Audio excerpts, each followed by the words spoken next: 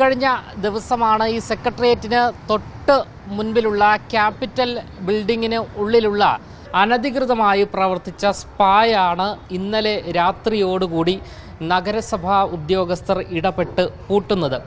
ഇത്രയും കാലം അനധികൃതമായി പ്രവർത്തിച്ച ഈ സ്പായെക്കുറിച്ച് മുൻ നഗരസഭയിൽ പ്രവർത്തിച്ചവർ അല്ലെങ്കിൽ മുൻ ഭരണസമിതി എന്തുകൊണ്ട് കണ്ടില്ല എന്ന് നടിച്ചു എന്നുള്ള ചോദ്യമാണ് ഉയർന്നു വരുന്നത്.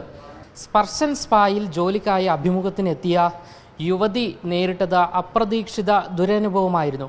മേയർക്ക് ഇതിനെ തുടർന്ന് ഒരു ഫോൺ കോൾ വരുന്നു. ഈ യുവതി, അതായത് ഈ ഒരു സ്പായിൽ ഇൻ്റർവ്യൂയ്ക്ക് വന്ന യുവതിയാണ് മേയറെ ഇത്തരത്തിൽ ദുരനുഭവം നേരിട്ടതായി അറിയിക്കുന്നത്. അതായത് അഭിമുഖത്തിനായാണ് യുവതി ഈ സ്പായിൽ എത്തുന്നത്.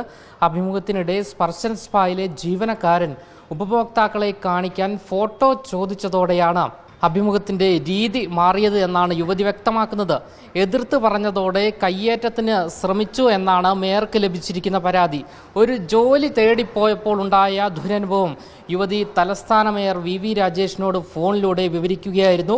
ഇതോടെയാണ് മേയറും വിഷയത്തിൽ ശക്തമായി ഇടപെട്ടത്.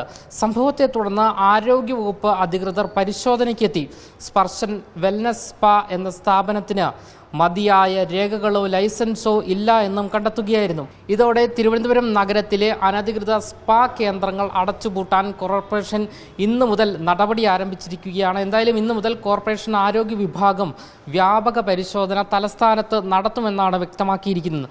ഈ ഒരു സ്പാ അനധികൃതമായാണ് ഇത്രയും കാലം പ്രവർത്തിച്ചത്. അതുകൂടാതെ ഇവിടെയുള്ള ജീവനക്കാർ മതിയായ യോഗ്യതയൊന്നും തന്നെ ഇല്ലാതെയാണ് പ്രവർത്തിച്ചത് എന്നാണ് നമുക്ക് മനസ്സിലാക്കാൻ സാധിക്കുന്നത്. ആരോഗ്യ വിഭാഗം ഉദ്യോഗസ്ഥർ അത്തരത്തിലാണ് മാധ്യമങ്ങളോടും പ്രതികരിച്ചിരിക്കുന്നത്. നഗരത്തിൽ സ്പാ മസാജ് സെന്ററുകളുടെ മറവിൽ നിയമവിരുദ്ധ പ്രവർത്തനം നടക്കുന്നുണ്ട് എന്നവർ ലഭിച്ചിട്ടുണ്ട് എന്ന് മേയർ വി രാജേഷ് ഇക്കഴിഞ്ഞ ദിവസം വ്യക്തമാക്കിയിരുന്നു. സ്പാ ഉടമകൾക്ക് ഉന്നത പോലീസ് ഉദ്യോഗസ്ഥർ ഉൾപ്പെടെ ഉള്ളവരുടെ പിന്തുണ ഉണ്ട് എന്നും ഇക്കഴിഞ്ഞ ദിവസം മേയർ പറഞ്ഞിരുന്നു. എന്നാൽ സംഭവത്തെക്കുറിച്ച് പരാതി ലഭിച്ചില്ല എന്നാണ് പോലീസ് പറയുന്നത്.